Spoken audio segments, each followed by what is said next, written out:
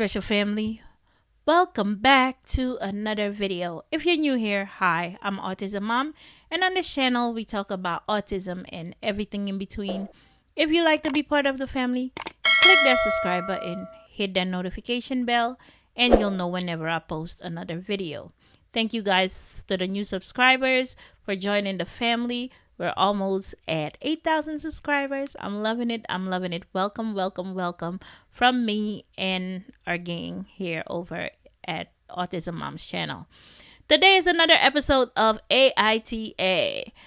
So the question is, AITA for signing over guardianship of my autistic sister to the state. So the post says, my parents died 6 months ago, and while my profoundly nonverbal autistic sister lives in a group home, I have become her legal guardian. Because she's in a group home, I'm not responsible for her physical care, and she needs a lot of it. She has a one-on-one aide even in the group home at all times. Oh, she's severe. She's aggressive and needs constant supervision. In other words, she's no Rain Man. My parents were not entirely forthcoming with the amount of work this would require. I am a mother of 3 small children, 6-year-old girl, 3-year-old twin boys, one of which is currently battling cancer. Oh, bless your heart. I told you guys about the parents who are thinking, oh, when I die, I'm just going to leave my autistic child to the other siblings. Or some of them be telling me, why don't you have more kids so that they could take care of your son when you're dead? Yeah, those are all things that I hear on a daily basis. But hopefully this story opens your eye to why that's not a good plan. And your other kids are not a good plan.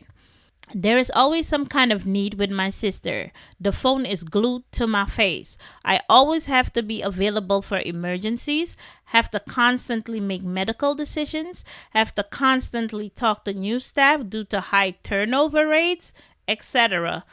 I know my special needs families can relate to all of this that she's saying. When we hear the phone ring, we don't think that it's a robocall or whatever. We think, is it the school? Is it the doctor's office? Is it the nurse at the school? Yeah. And we constantly have to make medical decisions, and we have therapies 5 days a week, and you never know when the one therapist quits and there's a new therapist coming, so you have to do it all over again. Yeah, so I totally get it. And she has a kid that's battling cancer. Crazy. So she has her plate full. I have to constantly advocate to make sure someone isn't messing up, and I'm exhausted. It's gotten to the point where my kids have had to take the back burner. I know what that's like, and I refuse to do that to them.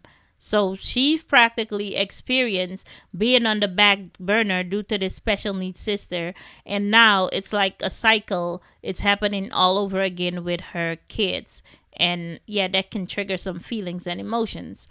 Also, my marriage has been suffering because I've had no time to spend with my husband, as there's always something. I understand completely.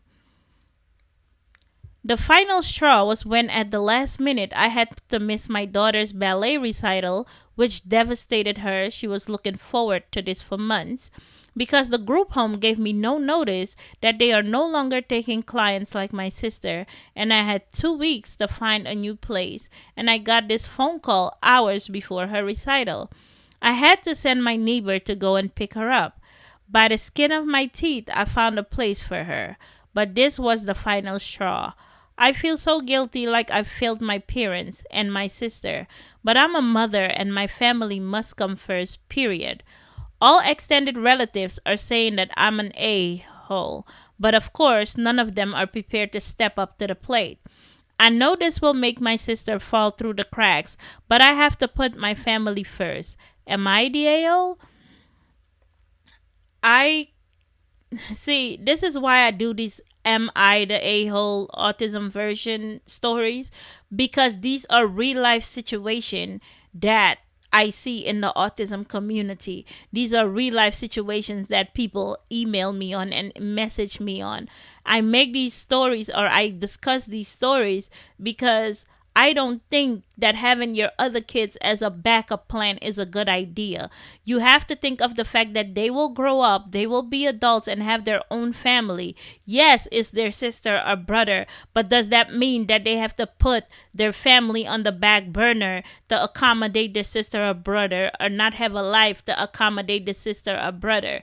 You have to think about that. You're going to put them in a situation where they have to choose between their husband and their kids and their sister or brother. Is that fair to them?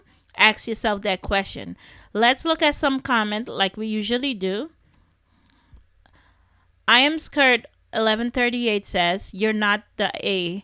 You have a caregiver burnout. Also, why aren't these self-righteous relatives stepping up to help? Exactly. They can all pound salt. It's a crappy situation for anyone to have to go through. Yes. Another user commented, I'd also like to know, did your parents die suddenly out of nowhere, or was it an illness or long-term health issue? It's not great either way, but if it was sudden, there's just the tiniest bit of slack for the parents not preparing for what would happen when they were gone.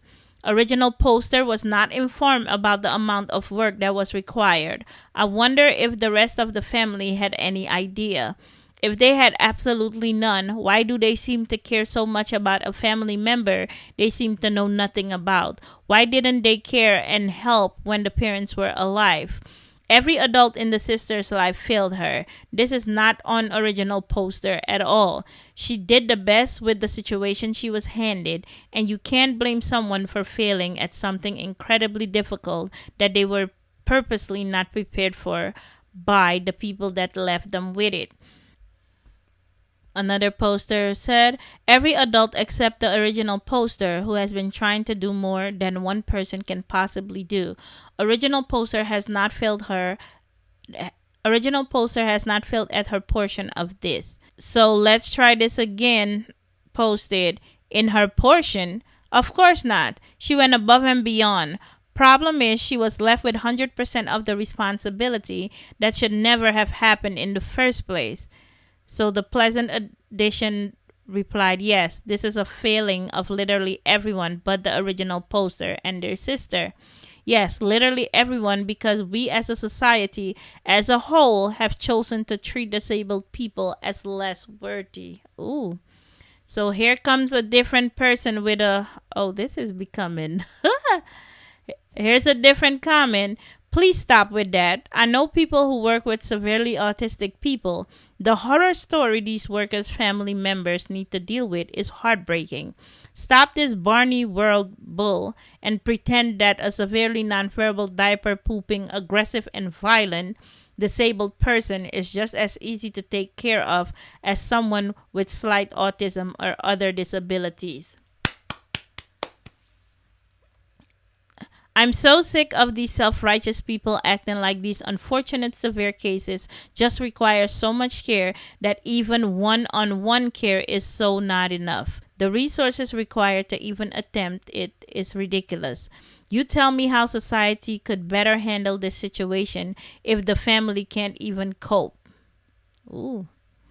But I'm going to stop the comment there. Tell me what you think about this story. If you were in this situation, how would you have handled it? I think the sister did what she was supposed to do, and I think the parents made poor preparations for their kids if they were no longer alive.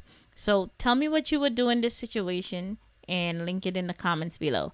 I'll catch you in the next video. Bye.